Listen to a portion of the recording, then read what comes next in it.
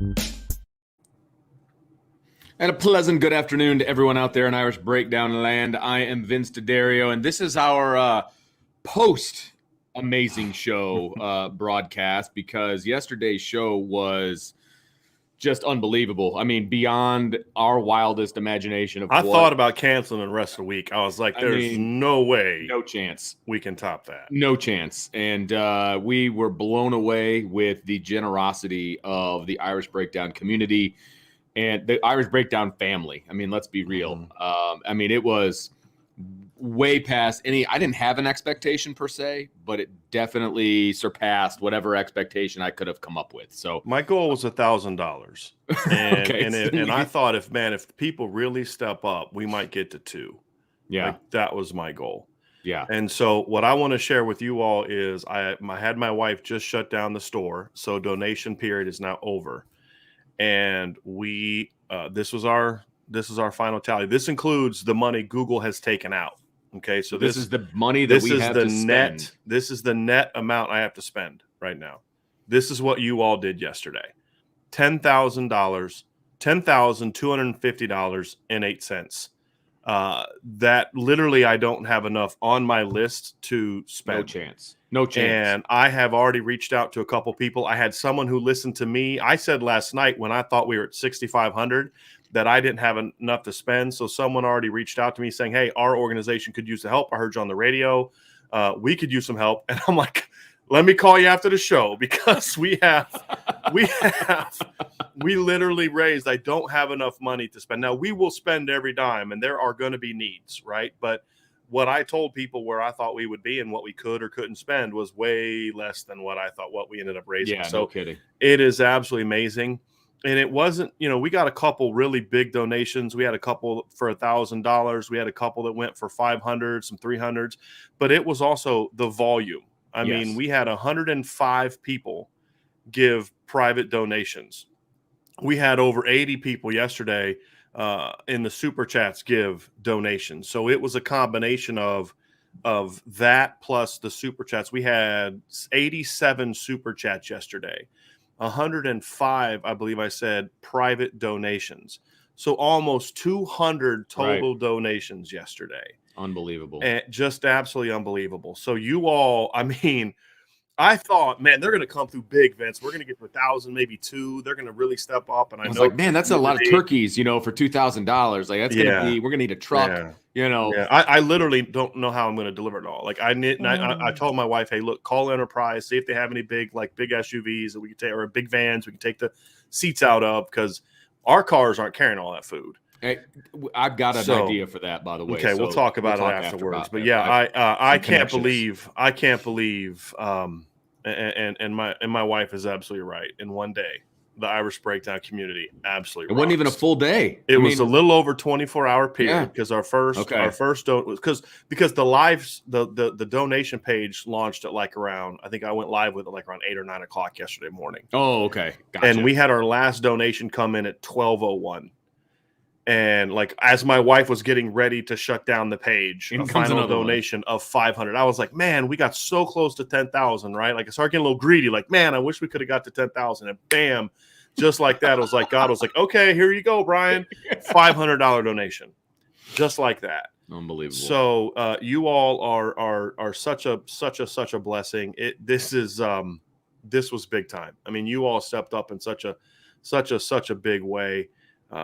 And this was a great situation. So we can't thank you all enough for stepping up to the plate. I mean, our community needs it, just like a lot of communities out around the country and around the world have need.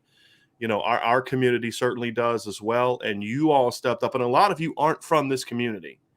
That's what makes this even more amazing. Is there are a lot of people that gave that are from this area, but I mean, I had people given from Portugal. I had to, because the part of the money, I had to convert some euros.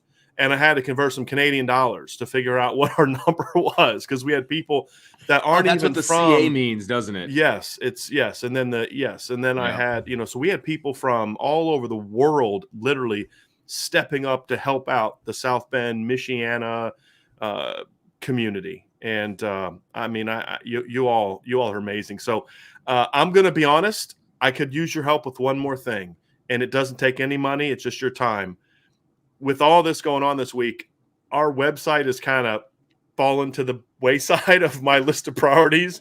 We haven't got as much content up, so our numbers have down. If you all get 5-10 minutes today, go to irishbreakdown.com, read some of our stuff, help us get our traffic back up, because that part's gone down, but it's worth it because this was such a great cause. So we're gonna Angela and I are gonna go today. I'm gonna make some phone calls after this show's over to just make sure that, okay, do you all have more need? Because we have more to spend. Yeah. And then there's a couple other folks that I need to reach out to find out, hey, what can we do for you, that have reached out as well. So we're going to get it all spent.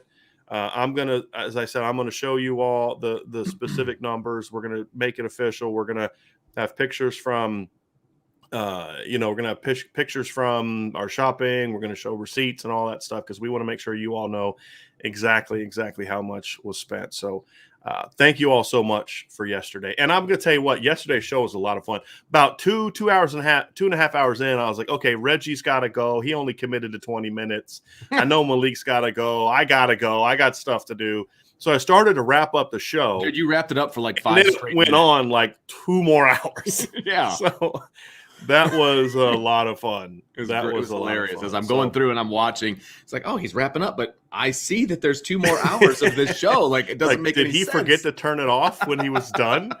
No, it was a lot of fun. A lot of fun. So anyway, thank you to Tim Priester and Oscar McBride and John Garcia and Reggie Brooks and Malik Zaire and Sean Davis and Vince D'Addario for joining me yesterday in what was a really, really fun show.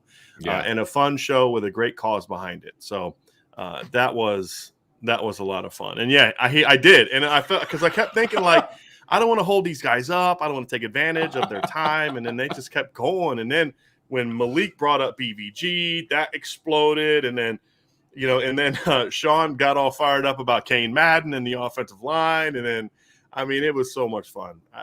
We had an absolute blast. My throat's feeling it today, because I also did a radio show in the morning at WSBT. I did one in the evening at WSBT. I've been on the phone a lot.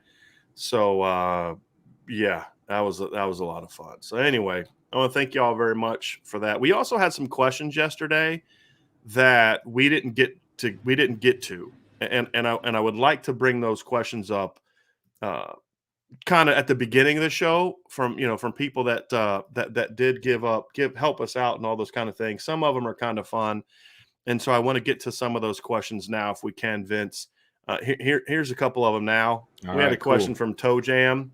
This is, first of all, by the way. I can't laugh every time. I just absolutely love it. That's right up there with Colonel Klink's monocle. Like, there's some great names that we've got over here. There really are. Toe Jam says, who gave a super chat we didn't thank him for yesterday. Thank you so much for that. And to OC Irish and Ryan Gavin. We didn't get to any of these yesterday, so we want to get to them now. Toe Jam 1992 asks, in the expert opinion of Irish Breakdown, what are the best, worst Thanksgiving side dishes? Also, cranberry sauce or molded cranberry jelly from a can. In my opinion, in my humble opinion, some cranberry sauce recipes can ruin the whole meal. Go canned molded cranberry jelly and Irish. Where do you even want to start with this? Let me begin. We'll do the cranberry one first. Okay. I don't particularly like cranberry sauce. Okay. Or cranberry jelly. I'm not a cranberry guy. Maybe my wife wants to chime in on which of those two is better. She's listening right now. But I don't have an opinion on it. I mean, to me, if you put either one of those on my plate, it's going to ruin the whole thing. But that's because I don't like cranberry. So I've now been told I'm not even allowed to answer this. Wow. Okay. So, Angela, anything fresh? That's well. Yes. I'm the complete opposite. I'm all about the can, and it has to actually, when it comes out, it looks like the can. Like, I don't know why, but I love it. And for me, I'm one of those weird people that doesn't like their food to touch. So, like, when you have the fresh cranberries and the juice starts to escape and it starts to impede on the other items on the plate, that's a problem. You don't have that problem with the canned version. Okay. It's solid. So you could always put it in a bowl. Yeah, but then you got more dishes to clean, man. When you got a party of 7 already in the house, like, we don't need any more dishes. So I'm a can guy, always have been. It probably comes from the fact that my parents were not cooks in any way, shape, or form. It was. See, my family does cook, and so like they make like homemade stuffing. I don't like homemade stuffing. I like stovetop. Yeah, I'm not gonna lie to you. Absolutely. Now with the food touching thing, Vince, that's one thing we have in common. I'm better about it now, but when I was a kid, if I like my grandma would always have one of those like section plates for me, so I could put my food in different sections. Yes, but then you're somewhere where you've got like just one plate. So what I would do is I would start from the outside and work to the points where the two things met, and just not eat the part where the two food parts met. But I hear that. Yeah, my favorite Thanksgiving. I mean, like when Ange and I make, so she'll make all these like really cool things. Like she makes for her, like she'll make oh gosh, I don't remember, but it's basically like yams with like marshmallows on it. Oh yeah, candied yams. There you go. Candied yams. Yeah, she'll make cranberry. For me, it is turkey, stuffing, mashed potatoes and corn, and rolls. So corn I don't together, like mashed potatoes and corn. I make like a little hole in the corn and the mashed potatoes, and put the corn in, and then mix I can get on board with that. Yeah. Yep. So I like that. I don't do gravy. Now, Angela has made a gravy. I've never liked gravy. Angela makes a gravy that I'll actually put on the turkey when I reheat it. Okay, that's fair. But when it's fresh, you got to moisten it up. You got to moisten it up. Right. I get that. But when it's fresh and juicy at the beginning, I don't. Yeah. And then we developed like she came up with like a rub mixture about 5 years ago that we do every year. And but yeah, for me, like I'm basic. This is what I like. And I don't. And then my grandma makes chocolate pie. A really good chocolate pie. So that's my Thanksgiving. I'm a creature of habit. That's side items for me. I actually dig everything that you said. I believe can't go wrong with any of that stuff. Although I may add, like I do love a little garlic whip mashed potato, like you said. But I'm okay with the cheesy potato too. If somebody brings, we got a potluck action. Somebody brings the cheesy potato in. I'm all over the cheesy potatoes. And then I'm traditional pumpkin pie. I love me some pumpkin pie, man. I love pumpkin pie so much that one year I had it for my birthday cake. Like it was a pumpkin pie with the whipped cream with my name on it and stuff. Like I'm a huge pumpkin pie guy, but it's got to be made correctly.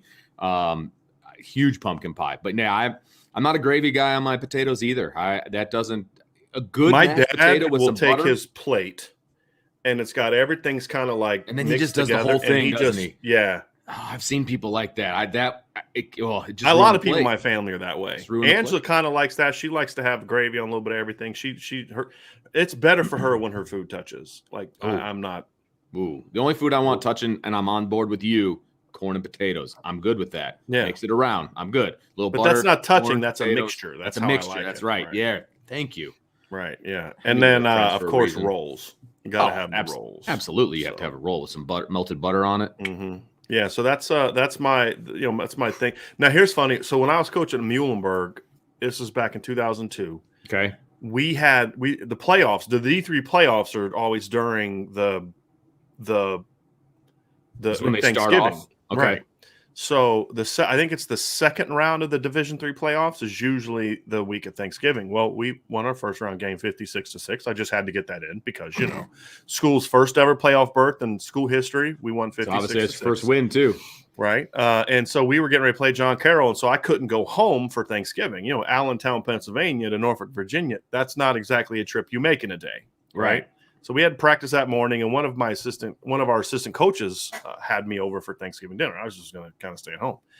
Well, his wife was, I'm trying to think, she was somewhere from the Latin America, South America, something like that. So let's just say it was a whole different type of Thanksgiving and that you're used to. Yeah. I was like, wow, I didn't realize people had, like, I just assumed everybody had stuffing and mashed potatoes. And, of course. And nope, none of that. I had turkey and rolls. That's what I had that year at Thanksgiving dinner. And then I kind of moved some other stuff around so they didn't get mad. But I was like, I'm not eating that stuff. I'm a real picky eater, man. I hear you. So anyway, but that that's the good. Yeah. I had to get that Thanksgiving question in, Vince. Any other weird sides that you like for Thanksgiving? I don't know if it's weird, but I will never turn down a Caesar salad as a little appetizer action. I'm like, See, Caesar I feel salad like is that's really the just only taking salad away I like. space that I need for Well, the it other has to thing. be a separate dish. Like it will never go on the same plate or anything. Well, I like mean, that's like crazy that's talk, taking but up room for my in yeah, my stomach. I get that. If I have an for- option, the salad Yeah. goes away. I mean, Okay. it's, but you know, Yeah. And anyway, this is why Angela does. She says every bite has a bit of everything, and that I just can't do it. it's too adventurous for I me. can't do it. I can't do It's it. too much. Toe jam. Here's some things that people have said. Ooh. Okay, I just want to get to a couple of these. Ooh. See here. God, I love those school trays. That's where she got them from. She was a monitor. When I was in middle school, my grandmother was a monitor in the cafeteria at our middle school, and that's exactly where she got those things from. That is awesome. So, yes, absolutely. D-Rock, see, I don't want to have a soggy plate. Yes. I'm with you. Thank you. Mike Padone says fresh cranberries are great. Jules Minnie loves Vince's passion about food. Tommy Guns is like us. Also, I used to hate my food. I'm not as bad about that now because my wife has made me not be as bad about that. Yeah. You learn over time. Mike Padone, also garlic mashed potatoes. Can't go wrong there. There you go. Toe jam, Ina Garten's smashed sweet potatoes is my go-to. I'm gonna have to try that because I'm not gonna try that. I may have to make that for Angela because she loves sweet potatoes. So I may have to give that a whirl. Irish Cubby, I was like that with my food touching until I met my wife. She is Indian, and almost all of those foods run together. I have just learned to accept it. That's called marriage. Exactly. Exactly. We're with you, dude. Tommy Guns thinks we're insane for not having gravy. Searcher green with chicken and dressing. Let's see here. I like it. Yes. Tommy Guns, we do a honey brown sugar ham. Yeah, sugar. My family does hams, brown sugar ham. Yeah. My family will have ham too. I'm not a huge ham fan. You know what I like to do with the ham is when there's leftover ham, as long as it's not real fatty, is make sandwiches with it. Like I will do that. Like I'll make sandwiches with it as leftovers, but I usually don't eat it the day of. We do ham for Christmas. We do the turkey. Oh, and that reminds me, one of the organizations that we're going to partner with had asked us if we could help with Christmas, and I was like, well, if we have some money left over, but we will definitely be doing that. So some of you all are going to actually be helping. Some of us will be helping with Christmas because since there is a need. Yes, so that there's like some canned items, like canned vegetables, and that's great, and some things like that they had asked that we be able to help with. So we'll do some of that as well. I wasn't going to say no, this is only for Thanksgiving. Sorry. It's just, but Thanksgiving was going to be our priority. Yeah. Toe jam stuffing with crumbled hot Italian salt. Ooh, I bet you my wife would like that. Mike Padone does the sourdough rolls. Jules Minnie, gravy is proof God loves us. Ben Franklin quote, actually a beer quote, but fits. Yeah, that was. It was beer is proof that God loves us, but still. Yeah. I get it. Yeah. Yes. Irish Cubby. My dad makes the best homemade cranberry relish. Gotta have fresh. There you go. Ed asks, have you guys ever tried orange cranberry walnut salad? No, I have not. The orange sweetens the cranberry flavor. It's in gelatin form. I can't imagine you not liking that. I bet you my wife would like that. She sounds like something she would like. This is great. D-Rock says, I'm ready to throw out the lunch I'm eating right now. I just had peanut butter and jelly sandwich. So me too. Martin Demo, I'm nasty. Use the same plate. Eat everything. Yep. Nolan Esparza, Vince's correct. Pumpkin pie with a glass of cold milk is Thanksgiving perfection. That's how you finish the meal. I'm going to take it one step further. It's pumpkin pie with a glass of cold eggnog. That is the way to go. You're going eggnog on Thanksgiving. Yes. You rebel. I will go with eggnog the first day it gets below 45 degrees. Well, we're there, buddy. Okay. Yes. We're there. Exactly. We've had snow this past week. So it is definitely eggnog time. Tommy Guns, my Greek mother-in-law, does the cornflake tossed cheesy potatoes. Oh, there you see. Cornflake topped cheesy potatoes. Get a little crunch. I like it. And Alan English with the sweet potatoes. All right. Anthony Solomon says, I know it all goes to the same place, but I prefer it go there one item at a time. Thank you. Yes. Thank you. That's awesome. My man.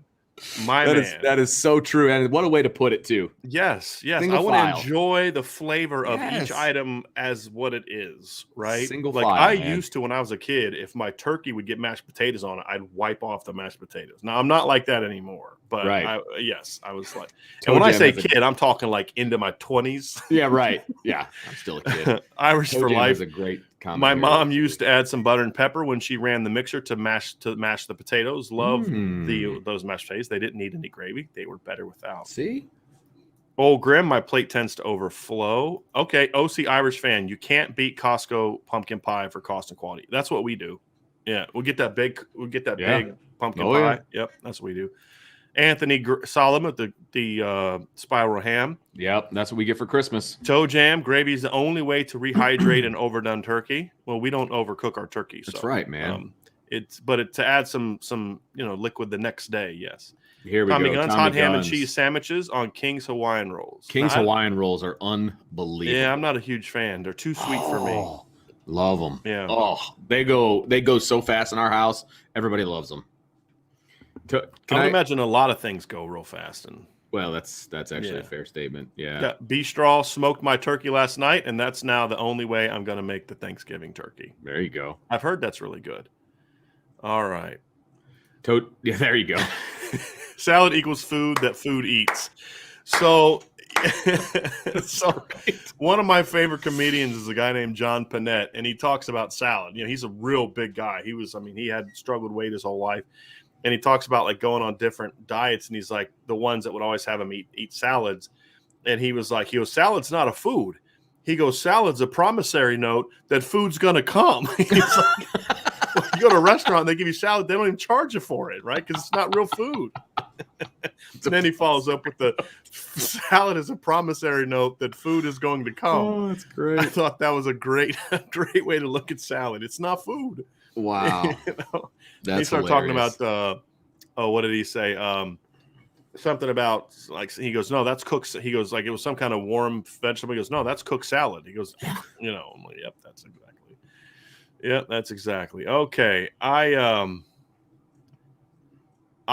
think nothing better than prime rib. Never had prime rib on Thanksgiving. Me neither. Yep. And then last couple, Blaine Tiller. I make 2 turkeys every year, one roasted, one smoked, usually a 10-pound ham. I'm coming over to where Blaine, do you live in the South Bend area by chance? Vince and I may be swinging by. Food, man. Honey, we got to run to the store real quick. We'll be right back, right? Make our way over to Blaine's house. And then everyone else brings the sides. Nothing beats leftover smoked ham and turkey sandwiches. Yep. Yeah. Ham and mashed potatoes on a King's Hawaiian roll. King's Hawaiian rolls, man. Telling you. Yep. John says, I am making my Dutch apple pie with strudel topping, topped with homemade vanilla ice cream. My wife would like that. Plus pumpkin pie with homemade vanilla whipped cream. Typically, I like the apple pie that's got the crumble. I like the crumble on apple and cherry. That's pie. Dutch. Isn't that Dutch? I'm not sure. I'm pretty sure that's the Dutch part of the apple if that pie. is, that's what I like. Yeah. And then Michael Brahoni, nothing better than corn flake potatoes. Cheesy potatoes with cornflakes adds that crunch. Yep. So let's get to some football, Vince, because we do have some football to talk about today. We got off the rails here a little bit. Now that we're 20 minutes in and we haven't talked any football. Ryan Gavin asked, who are the best running backs of the BK era? Is Kyron the best? I think that last one's pretty easy to answer, and I would say yes. Yeah, that's where I'm at too, especially the second half of the year has really kind of sealed it for me. He's playing at such a high level. Yeah, absolutely. I mean, we talked about this a little bit yesterday. Look, I love Josh Adams. I think Josh Adams had a great career at Notre Dame. I actually think Josh Adams is better as a freshman than he was at any point in time afterwards. I mean, I thought he was phenomenal. He had great production, over 800 yards as a freshman, over 900 as a sophomore, over 14 as a junior. His production's better, but he was also running behind, in my opinion, a pretty good offensive line. And he had other things to take the attention away from him. In 2015, he had Will Fuller. He had Chris Brown. He had all those guys. In 2017, he had Brandon Wimbush as a runner. That helped take some of that pressure off as well. I'll still remember that 80-yard touchdown run he had against USC. Brandon, hands off the zone and takes off, carries out his read zone fake, and 3 defenders ran with Brandon for USC. Right. Could you imagine if Kyron had people doing that right now? Like that would be, that would be pretty dynamic. But Kyron last year was a lot of times running into 9-man boxes. This year, he's, I mean, Well, defenses running have for to spread 91. Yeah, I mean, you're they running have for to. 91-yard touchdowns when he's getting hit in the backfield, 4 yards deep in the backfield, 5 yards deep in the backfield. Yeah. He's making so much of, and the other thing about Kyron is Kyron has been such a good.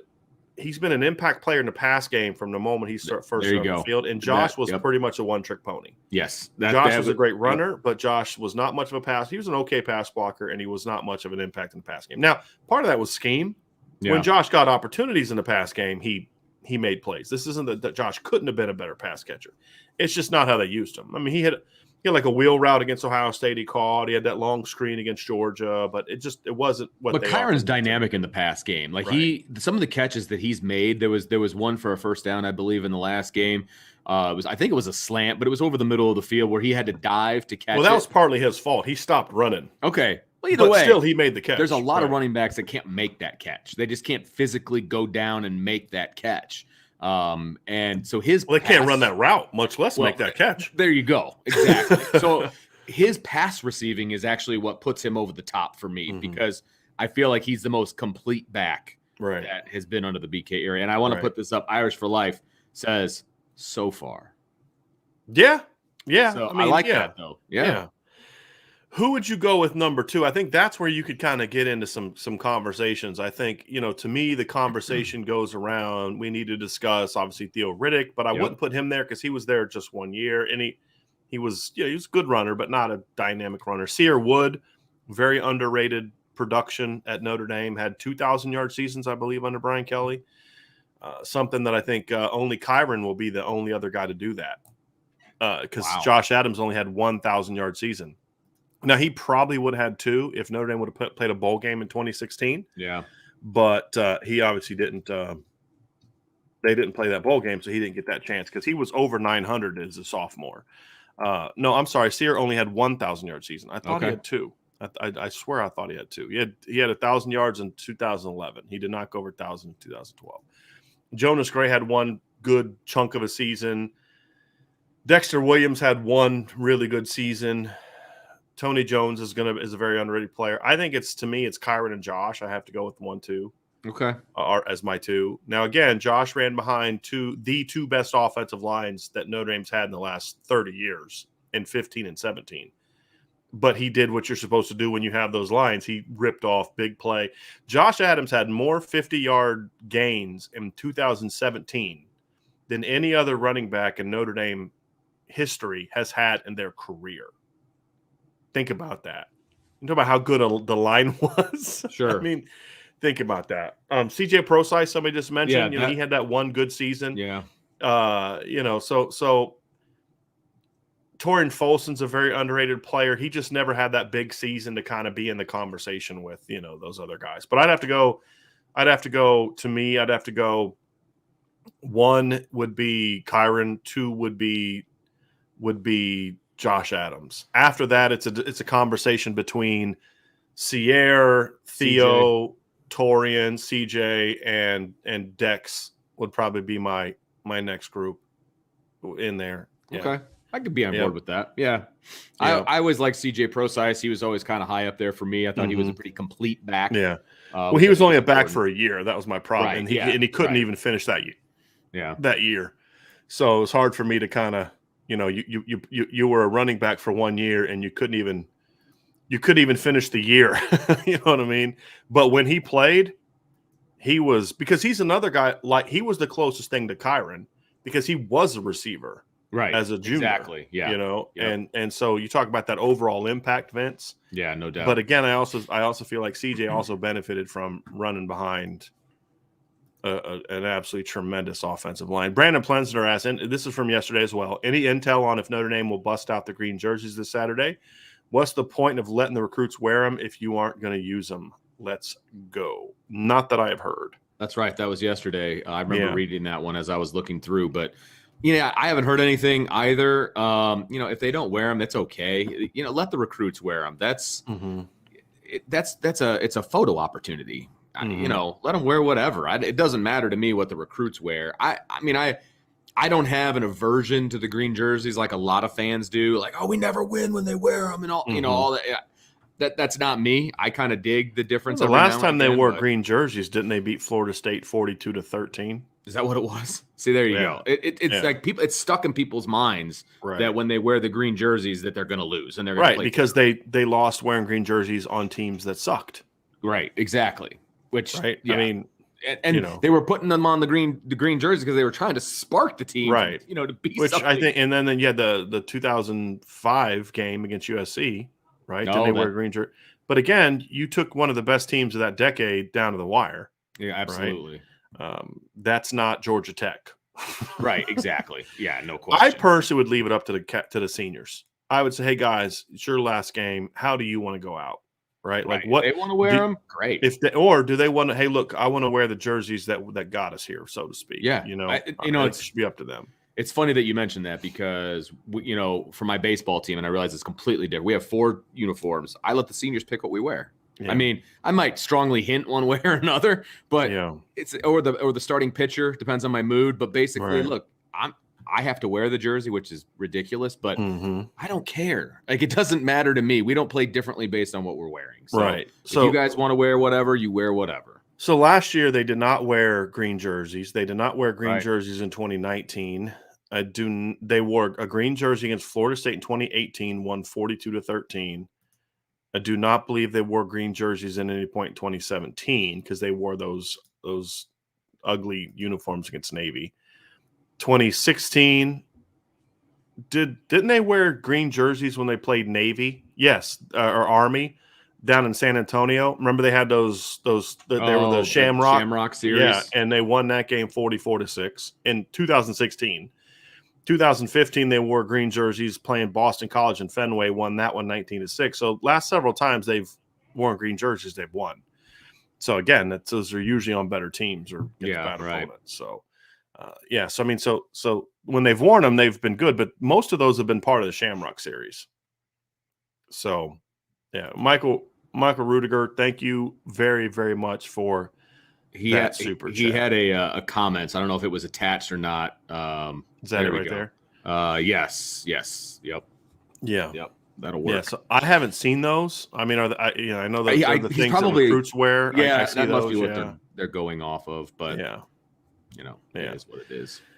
So Vince, that and then we had a couple others. I just wanted to pull up one that we got from people that gave donations that wanted to ask questions. Perfect. So we got a couple of those, and you can tell that I really don't want to talk about Georgia Tech, can't you?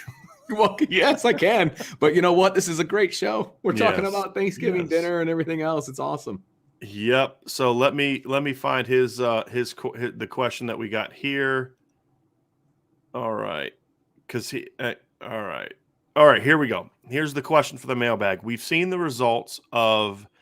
Let me put it over here. We've seen the results of a Notre Dame offense that relies on being efficient in the passing game without downfield explosiveness make the playoffs twice before without the same results. If this team makes the playoffs, what are some things Reese can do to create more explosiveness that we'll need against better teams? That's a really good question. It's a really good question because it's absolutely the problem that Notre Dame has had when they've been in the playoff. They've had defenses that are championship caliber, and I don't think anybody will disagree with that. Mm-hmm. It's the offense that has bogged them down. They haven't been able to move the football consistently. I'll say that.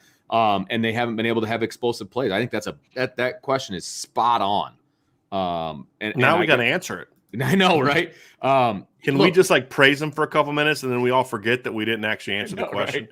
Right? Look, I think it's built into the offense right now. I think this team takes some shots when they can. They haven't always been as successful at them as I would like them to be, which I think they could be. Mm-hmm. I think this offense lends itself to being a more explosive offense than other college football playoff offenses that Notre Dame has taken into the playoff. I don't know that they need to tweak a whole lot, to be honest with you. They just need to be more consistent with it, and they need to execute what Coach Reese is having them do. Right. And on top of that, they need to do it for the entire game. And I think he needs to be a little bit more aggressive at times with his play calling, from the standpoint of what I don't think they do. And this was brought up by Cham Gel on the message board. The one thing I don't think they do enough of is I don't think they scheme enough for big plays. And I don't mean Sure. call plays with big play, like, Right. the play action out of 13 personnel. That's a play. That's a call to take a shot. That's not scheming for a big play. Scheming for a big play is something like we would see Chip Long do, that we saw Steve Sarkisian do, where like you run guys off and then design a guy to come like on a deep drag where you're thinking, hey, based on this coverage, we think we can get him free for a big play, where it's not a bomb. It's like a 20 to 25-yard throw, but you schemed to try to get him open, where you schemed. I mean, it could even be a crossing route. It can be something as simple as a delay cross where, if they're going to run off, you try to get Braden Lindsey or Lorenzo Styles or Chris Tyree or Kyron Williams the ball in space. I think those are the things that we're not seeing enough of, but we saw a little bit of that against Virginia. We saw the reverses, because I think there's this notion, and Chamgel doesn't say that, but there's this notion in some circles that the only way to be explosive is to throw the ball down the field. I do think you need to throw the ball down the field. I think anytime Notre Dame gets in a cover 1 or a cover 0 situation in the first half, they just need to throw deep and just let a team know, like, if you want to play this cover 1 stuff and load the box up, we're just going to throw it over your head. And they need to do some more things to get Michael Mayer down the field, because they still don't throw the ball to him down the field. Nope. It drives me nuts. But I also think there are some things that they need to do with screens, with RPOs, with reverses, the stuff that we've talked about all year, that when they actually do it, it works. I think those are things that they don't do in those games either. Like, they get real tradition. It's almost like, I feel like Coach Kelly and his offensive coordinators, they get in these big games and they're so afraid of making a mistake that they're afraid to take those chances. Well, I don't want to call this deep play action shot, because what if we get sacked? What if we then turn you it freaking over? get sacked, right? Yeah, I mean, right. or I don't want to run a reverse, because what if something bad? I mean, bad things can happen all the time. You ran a normal 7-man, 8-man play action protection against Clemson, and you fumbled the ball and gave Clemson the ball because your quarterback was unwilling to throw the ball. Right. So take your shots, right? Take your shots. And especially when you're playing a team like, if they're playing Georgia, you have nothing to lose. And that's what was so frustrating about last year's Alabama game, is you had nothing to lose. They were clearly the better team. Nobody thought you had a chance to play with them. So why not just take a shot? Why not just be aggressive? Hey, look, you know what? We're not going to beat them if we just play this way. All we're going to do is keep the score close and only lose by 17. Yeah. But you're past that. You've been on playoff twice. Now it's time to go out there and take your shots. And those things, then what happens is you start doing those things, and all of a sudden the running game gets going, because that team's like, okay, what are they going to do over here? And those are the things I think that Notre Dame Agreed. needs to do. And just to top it off, we saw a lot of that in the first half of the last game. And if you expound on that plan, that idea, that imaginative, offense, I think this offense could be special. And then Jack's got to hit some of those downfield shots, sure. and the receivers got to execute the routes properly, which we didn't see either one of those things on Saturday. Right, but I love the end arounds, and I love just getting guys in space and all of that different stuff. Motion to get guys open. It was fantastic, but they need to expound on that. Like, that needs to be the foundation, and then you work your way, forward on that one. Couple more. Nolan Esparza says, you mentioned recently that you felt like the next Notre Dame head coach is currently on staff. Can you speak on that at this time? Yeah, that was a comment made about Marcus Freeman. And that's just because that's what I believe Notre Dame would like to do. I believe that Jack Swarbrick would like to, make Marcus Freeman the next head coach. So whatever your opinion on that is, that's just what I think Notre Dame's going to do. I could be wrong, but that's what I think that they're going to do. Well, everything I've heard is that Jack is a big fan of Marcus Freeman. Really likes Marcus Freeman. And, we've heard things like, it was Jack's idea to bring in Marcus Freeman, and it wasn't Brian Kelly. That I don't agree with, but Jack may have come in and started a conversation with Brian saying, hey, I really want this Freeman guy. And Kelly was like, hold on, Marcus. So what were you saying, Jack? Yeah, right. You know what I mean? Like, and look, Jack Swarbrick was clearly on board with bringing in Marcus Freeman, because they had to go back and forth about money. I mean, it had to be, hey, it's a blank check kind of situation. Brian Kelly didn't want him, he would have handled that interview just like he did the national search when he hired Tommy Rees. Offensive coordinator. He would have had the same conversations with Marcus Freeman he had with Joe Moorhead. Right. Which basically would have turned him off of the job. Right. The fact that Brian Kelly did that, then got back on the phone with him and kept on him and on him. Brian Kelly's not doing that if correct. If he doesn't want Marcus Freeman. But it's definitely That's just a fact. it was definitely a team effort because Jack clearly had to be on board though, because he has to approve the money. Right. Like, I mean, now Jack was the driving force behind bringing in Elko and Chablong. That I have learned over the years from many people that Brian Kelly was not the person that drove that search. That was actually Jack Swarbrick and Chad Klunder, from what I was told. Now, it's not like Kelly was against it, but at that time, Kelly didn't have a lot of say on a whole lot of things. That was after the 2016 season. But in regards to, I saw him on a game the other day, one of the college football games. He was with some NFL team at scouting a game. I can't remember what game it was. Yeah, it was. I'm trying to remember what game I was watching the other day. Wasn't the Georgia game? It might have been Ohio State, Purdue. I'd have to go back. He was scouting for. He was up in with an NFL team. Yeah. Interesting. So I thought it was very interesting. Interesting exit for him at Notre Dame. It was on a broadcast. I'm not going to go there. I'm not going there. I'm not going there. I've had many dealings with Mr. Klunder over the years. So anyway, another question we had from Domer Grizz. He said, would Josh Adams have played in the NFL if he had run behind this offensive line? I recall he was fast but needed holes to bust his long runs. Kyron would have won the Heisman with the 2017 line. Yeah, I don't disagree with that. I don't disagree with a single thing that he just said. And Josh was so long and he ran so high and he wasn't elusive that he took a lot of hits. Unnecessary hits. Yeah. I thought if Josh would have ran in 2017 like he ran in 2015, I think he would have had 1,700 yards. I really do. Mm-hmm. He was never, because he would actually, like his counter run against Stanford. Go back and watch his counter run. He busts it. He breaks vertical. He cuts back. You remember that play, Vince, as a freshman? And, I thought he was better as a freshman than he was as a sophomore or junior. I do too. Would he play in the NFL? Wasn't a direct Probably. hole. He wasn't hitting it. I mean, he didn't do a great job his junior year of manufacturing a hole, if that makes sense. You know what I mean? And it was a problem at times, but other times it was such a good offensive line that a lot of Georgia major holes against Georgia. It was a problem. There were holes there that he needed. Kyron would have ran for 70 yards against Georgia instead of 20, something like that. Agreed. I would also argue that he was an undrafted free agent, so it's not like running behind that line got him drafted. Right. So Josh Adams is a good running back. Look, I don't care how good that line was. It doesn't turn a bum into a 14+ 100-yard rusher. Sure. Josh was banged up down the stretch. Josh, I mean, he's the one that had to go for 80-some yards. I mean, you had to catch him. He was fast. But yeah, Josh had to go into camp and make a team as an undrafted free agent. He earned that, and that had nothing to do with the 2017 offensive line. So, and he's even been on teams this year. Somebody just asked, isn't Adams from the NFL? I don't know if he's on an active roster now, but somebody signed him within the last month. So you don't do that because of the 2017 offensive line. You don't play. I mean, he led the Jets in rushing, or was it the Eagles?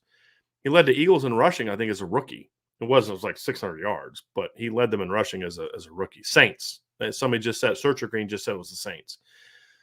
So, he still would have played in the NFL. Sully 4ND asked Brian, do you see this weekend's game being the most comfortable win of the season yet? If not, where would you rank it?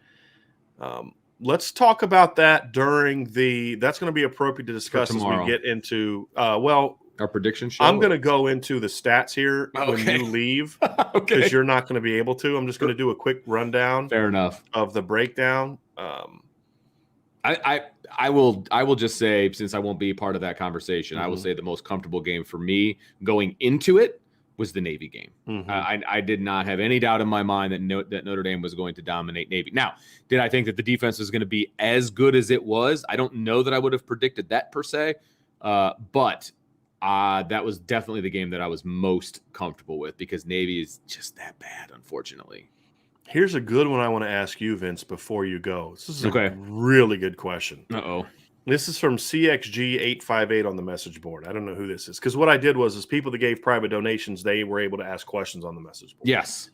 He said, in chess, there's the debate about whether a perfect game should be a white win, white moves first, or a tie. In football, if an equally talented offense and defense execute perfectly, would the result be a touchdown or a stop or something in the middle? If a perfectly balanced offense and defense are going up against each other, who gets the win is like what's considered a win. Yeah, he asked if in football, if an Yeah. equally talented offense and defense execute perfectly, Okay. would the result be a touchdown or a stop or something in the middle? Man, I'd like to say something in the middle, but I guess maybe my offensive brain says it would have to be it would be a touchdown if it was perfectly if both were perfectly executing.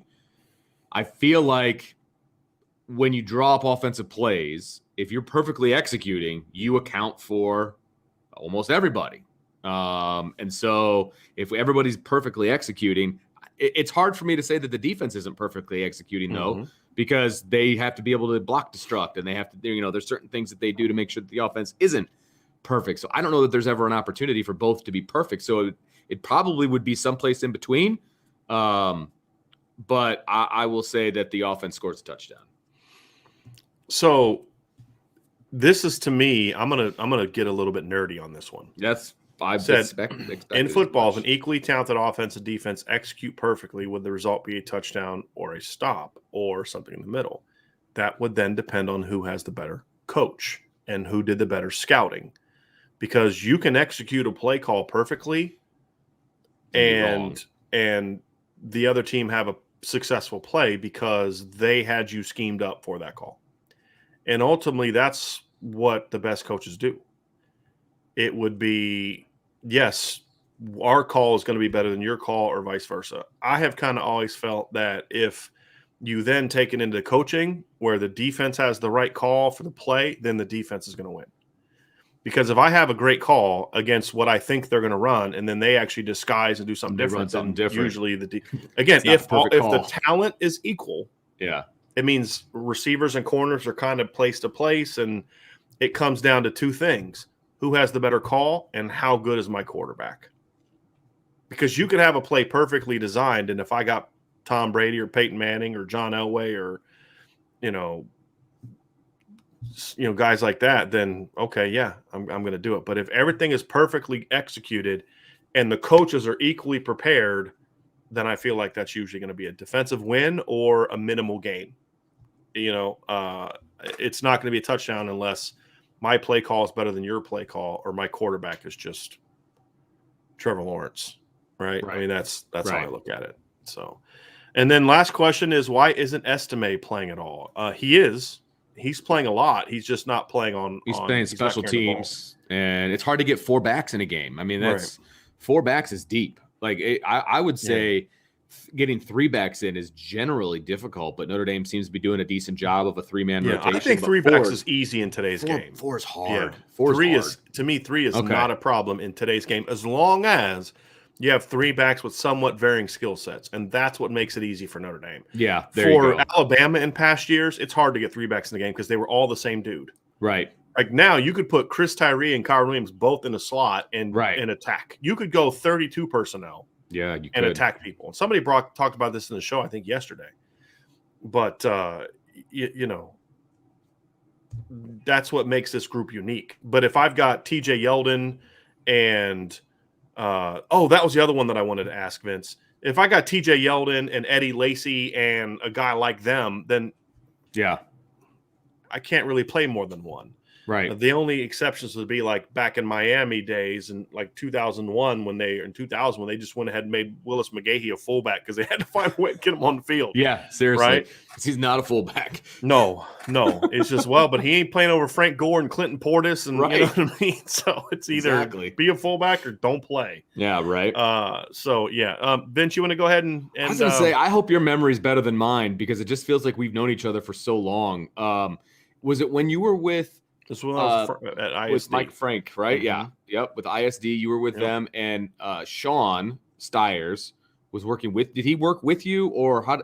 Is that when he replaced me? Okay. But you were a member of the site, and I met you at a game. You were covering one of the games, and it was like back in 2010 or 11. You were covering one of the games.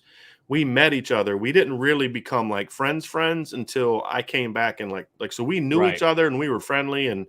We'd see each other and, hey, man, what's going on? But, when I came back after the 2013 season, you were doing some work for Mike. Yes. And I came back and worked for Mike. because you were one of the 4 people he hired to try to replace me when I left. Yeah, right. And picking up a pattern here, Vince. Yeah, every time I leave, you try to replace me. What's up with that, man?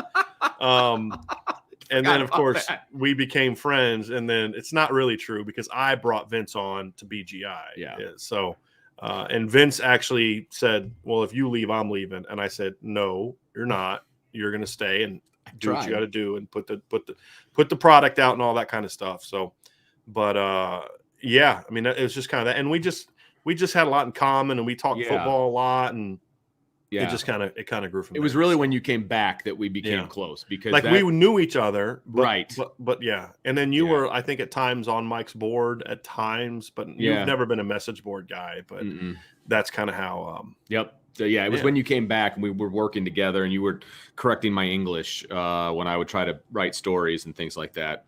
Well, I just wanted them to make sense.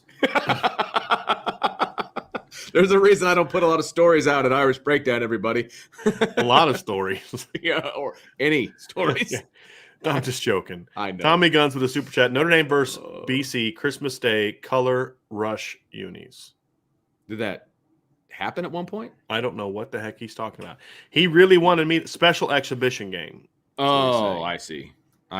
Well, they're not going to play on Christmas Day because that's going to be right around a bowl time, I would imagine. So yeah. But hey, I was like, ND versus BC Christmas Day color rush unis. I don't know what color rush unis means. Well, I mean, it would be like all green, like top to bottom. Like some of the color rush uniforms for the NFL are terrible.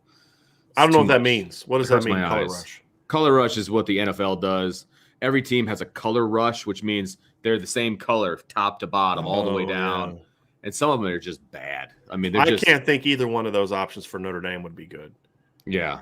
I mean, I would assume they would go all green, which they've done in the past for some of those Shamrock Series games. They've gone all blue. But even then, they had gold helmets. Right. Yeah. Good point. Like all gold would look. That'd be horrible. It's good on the helmet, not the jersey. Gold. Yeah. No. And I don't know if I would love all green either. If I could have the same, I really like the all greens. Yeah. I did. I didn't mind them, but yeah. Oh man, your wife is coming hard. I know, right? She's coming hard at you.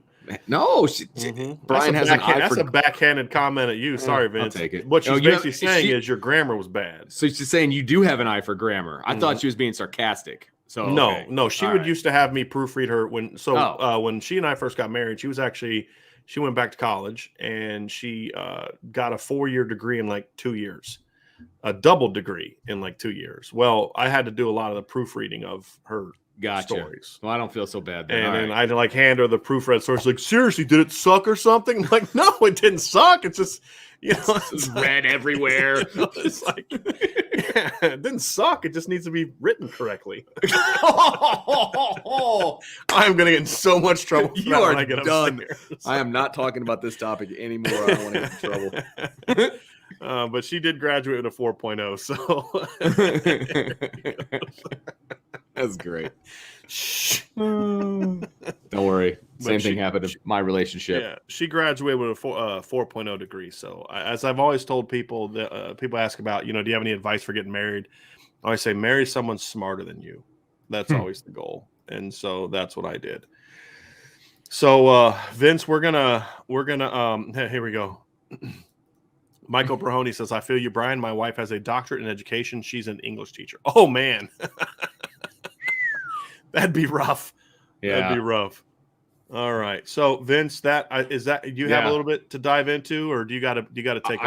I got a jet. Okay. But I will say is I am nervous about this particular matchup only because they've got some dudes that can game wreck a little bit, but I'm not worried about the outcome. They're just not good in the trenches, right, though. Exactly. That's the problem. The only way I'm worried about an offense outplaying Notre Dame is if you're in a situation where you've got a line that can keep this defensive front in check. Right. There may be a couple big plays where they just get loose.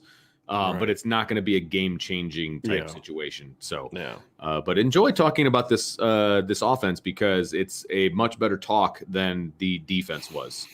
Yeah, and it's I we're will not say gonna that. we're not gonna talk a long time about this, but we're definitely gonna dive into this matchup and get going. But Vince, thank you for You bet, joining man. us, and I will talk to you later, sir.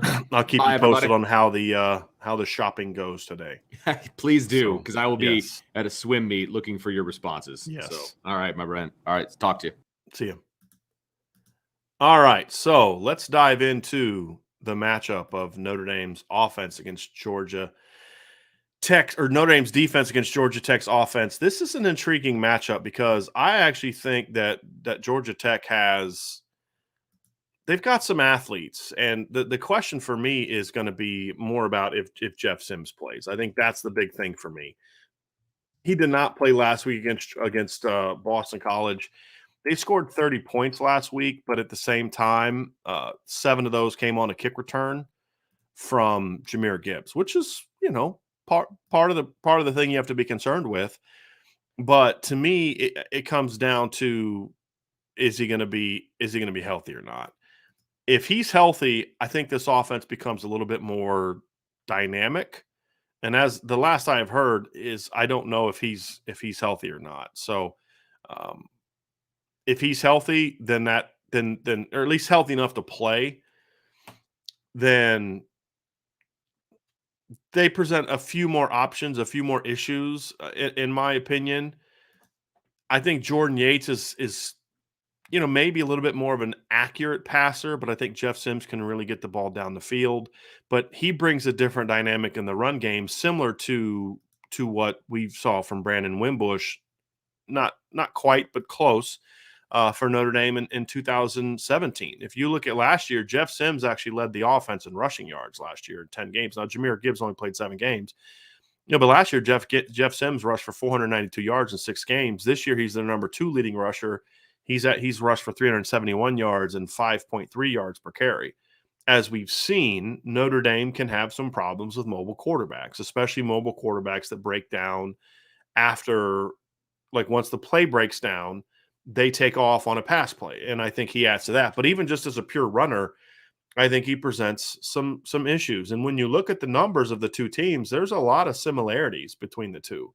Now, I still feel like Notre Dame's rush defense has been better than its numbers, simply because I think they've had a couple bad games that have padded their numbers, but they've been pretty good against the run, a lot more than they've been bad against the run.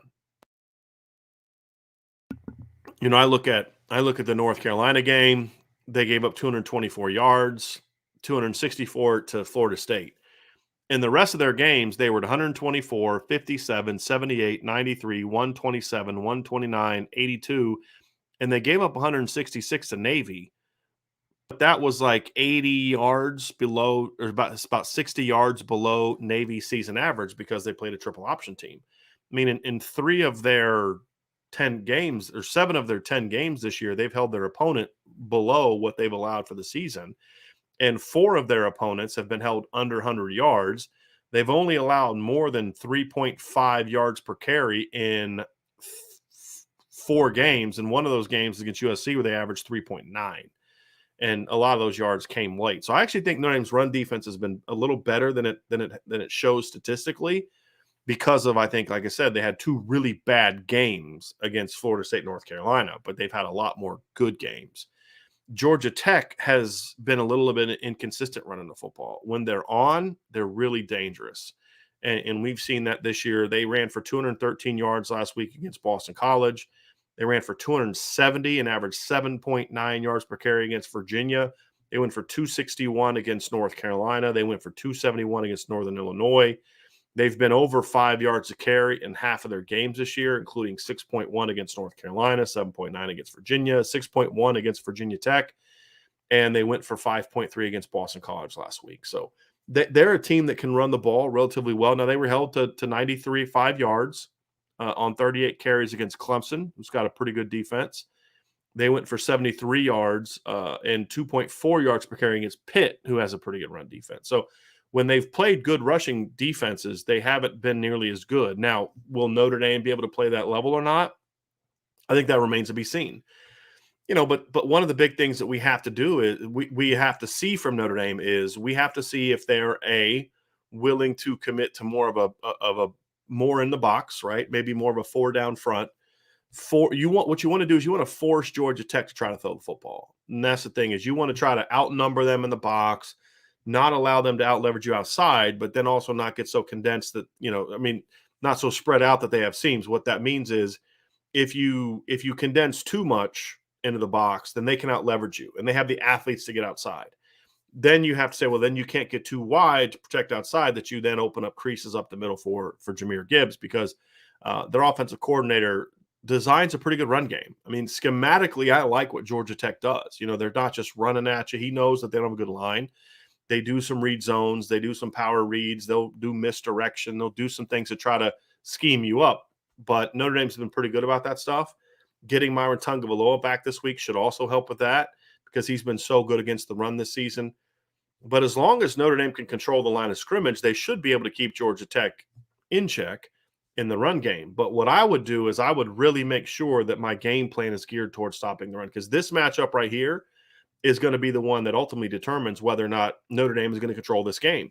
Because what Georgia Tech is going to want to do is they're going to want to control the ball. Now, they're not a slow pace, keep the ball for 40 minutes type of team, but they are going to run the ball. And because they know that they don't match up well with Notre Dame's offense, they are going to want to try to put some possessions together and put points on the board. And if they're not running the ball effectively, they don't score. I mean, that's just a reality of what they've been all season. So Notre Dame's going to have to really commit to stopping the run. Now, if you look at the numbers overall, Notre Dame is obviously better in yards per game. Georgia Tech ranks higher in yards per play. Notre Dame's given up fewer touchdowns relative to the touchdowns scored. And tackles for loss to tackles for loss allowed is almost identical in regards to the ranking. I think when you look at Notre Dame, I think that they've played tougher competition from a running standpoint than what Georgia Tech has faced from a rushing defense standpoint. I think Notre Dame has also had some really good success when they have played some good rushing teams, as we've mentioned before. So I think that Notre Dame has done a better job against good rushing teams than what Georgia Tech has done against good rushing defenses. And so ultimately, that's what it boils down to. I mean, Notre Dame's played Wisconsin, who ranks 12th in the nation in rushing yards. Notre Dame held them to 78 yards rushing. Wisconsin averages 227 on the season. Navy is currently at 217.6. Notre Dame held them to 166. North Carolina is a top 25 rushing team as well. Notre Dame actually allowed them to go beyond their season average. Again, that was one of their bad games. So Notre Dame has played 3 top 25 rushing teams this year, and 2 of them they did really well against. Now the other they did not, right? So that's going to be part of the process. So Georgia Tech's going to have about the 5th best rushing attack that Notre Dame has faced this year from a ranking standpoint, yards per game standpoint. So they're going to have to perform well. So I think this is a situation where this is going to be the battle that ultimately determines the success of this defense versus offense matchup.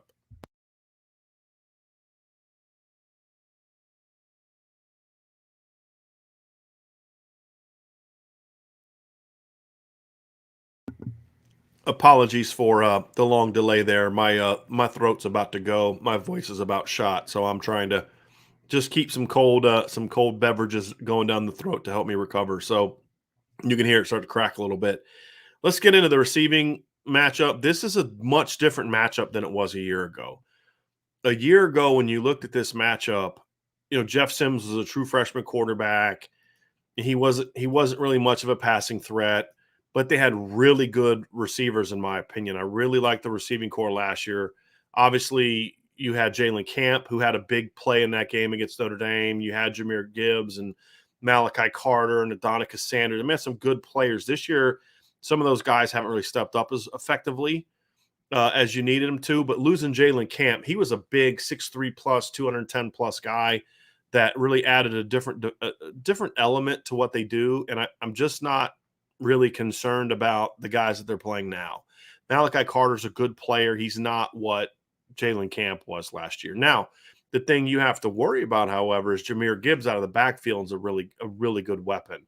Kyrick McGowan is a good player. He's just a good, solid player. They got solid players, but it's just not a situation where there's anybody that necessarily scares you a whole lot.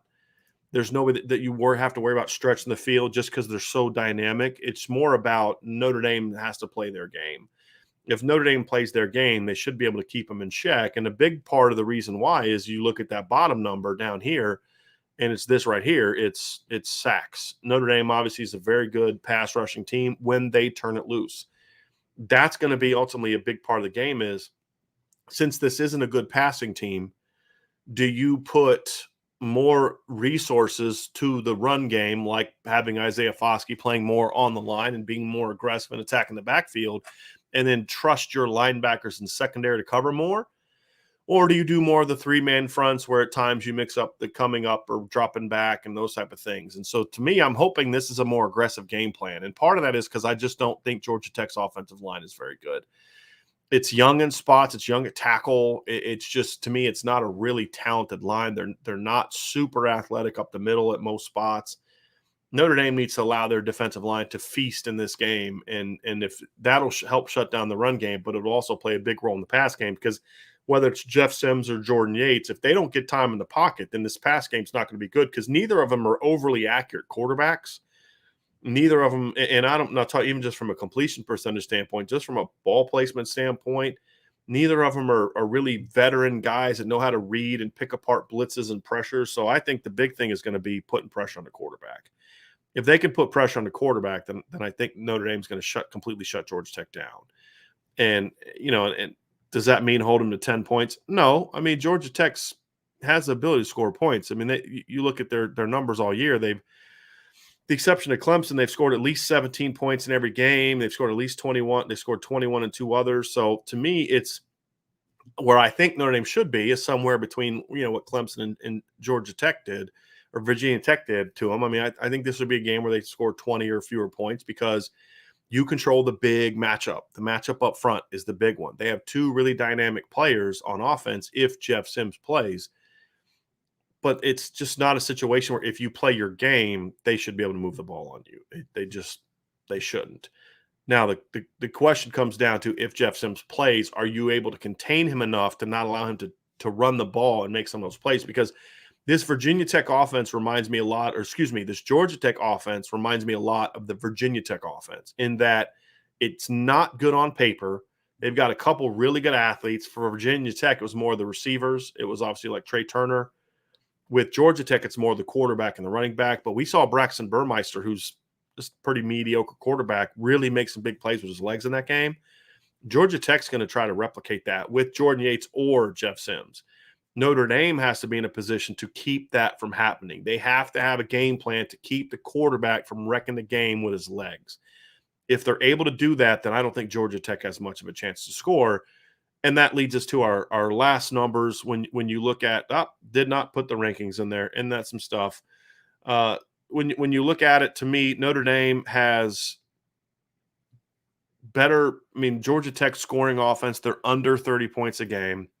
They don't rank real high nationally in scoring offense or total offense. They've had some good games from time to time. They rank, as I'm pulling up the numbers now, they rank 63rd in scoring offense. They rank, let me see here, they're pretty low, 65th in total offense. They're not great in the red zone. There's just nothing that they do well offensively. Even running the ball with those dynamic players, they've got talented guys, but they're not necessarily overly productive. Like, I don't think they have the production that a team with Jahmyr Gibbs and Jeff Sims should have. They rank in the 60s in scoring offense and total offense. They rank in the 80s in third down offense and red zone offense. They're not a team that, to me, gets as much out of their production, out of their athletes that they should. And I think that's a problem. And, yes, they have some nice players, but at the end of the day, those nice players aren't as good as Notre Dame's nice players. And I think that's where this matchup comes down to. So when I think about being able to go out there and play this game and shut Georgia Tech down and do those type of things, I think Notre Dame matches up really well against Georgia Tech. And I think they should be able to keep Georgia Tech from really doing much in this game. I'm just going to be honest. Yes, I love Jahmyr Gibbs. I think Jeff Sims is a dynamic player. I don't love their offensive line talent. Their tight ends do almost nothing in the pass game. The receivers are solid, but nothing special. They're nothing like the kids that you just faced from receiver. They're nothing like the kids at North Carolina. They're not like the guys you faced at for USC. I just feel like if Notre Dame can be aggressive, use their line to dominate this game, that this really shouldn't be an overly competitive contest, and Notre Dame should be able to win it convincingly, which is ultimately what I think is going to happen. I do not think this is going to be an overly competitive game. It shouldn't be an overly competitive game. This is a game that Notre Dame should really control the action. So that is going to do it for today's show. As my wife walks into the room with some hot tea in the Irish Breakdown mug, so I'm still going to drink that even though the show is over. That's really hot. So y'all haven't seen this in a while. Got the hot tea, all right, with the Irish Breakdown mug, which you can find in the Irish Breakdown store. Got actually some new items in there. Got a blanket. Thanks for the tea and the ability to do the shameless self-promotion. So we're gonna got some sweats. We got beanies. We've got some things for the winter in there as well. So, and we've got a couple new things that we're gonna put in there here by the end of the weekend as well. So anyway, I want to thank everybody for being with us for the show today and allowing us to kind of call an audible to make sure we honored some of the questions that were provided yesterday during our donation drive. And man, I cannot just express to you all so much how thankful we are and just blessed we are for everything you've done for us to get us up to this point in time, but also for yesterday. You all came through so big yesterday. So big. We raised almost $2,000 in super chats alone yesterday. And of course, we raised over $8,800 in private donations from people, had almost 200 individual donations yesterday. You all were truly amazing. And I'm going to spend the next few days trying to spend all that money. And we're going to spend it to try to help the people in our community. There's going to be a lot of people who are going to have much better Thanksgivings and Christmases and have resources to be able to combat the upcoming winter because of you all. And I can't thank you enough for that. And we'll try to keep you kind of, follow me on Twitter. I may even, I've never posted on Instagram. I may put some things on Instagram. We'll see kind of how it goes, but we'll definitely put things on Twitter so you guys can kind of see what we do and where it's going and who we're delivering it to. And it's not, I want to make sure it's clear. It's not doing it in a promotional type of way. It's about, you all gave us over $10,000 of your money to be stewards of. And the best way to be stewards of that is to obviously do what we need to do, but then make sure that there's transparency and accountability. And that's why we're going to put the pictures out of us shopping and where we're dropping it off to and do those type of things. So that way there can be some accountability to what we're doing. And so that's why you'll see those things on Twitter. So I appreciate everything you all have done. Hit that like button before you leave. Hit the subscribe button. Smash the like button, right? Hit the notification. Make sure you're subscribed to Irish Breakdown. Hit the notification bell. And sign up for the message board at boards.irishbreakdown.com. And please check out the website, irishbreakdown.com today. Help us get those numbers back up. I'm going to try to get some content published out here real quick before we hit the road. But I've got some calls to make to try to find some more people that have a need. And we're going to do our best to meet it. So thank you all for taking care of that and getting that done and far, far surpassing what I thought we would do. So anyway, have a great rest of your day, everybody. We'll talk to you tomorrow, 12:30 on tomorrow will be our prediction show. We'll kind of do a final breakdown of this matchup. We'll offer our game predictions. And of course, after Saturday's game, we will have a post-game show, which is why you need to be subscribed and hit the notification bell so you know when we schedule the show. And Sunday night, we'll have our Upon Further review. So everybody have a great rest of your week. We will talk to you again very, very soon.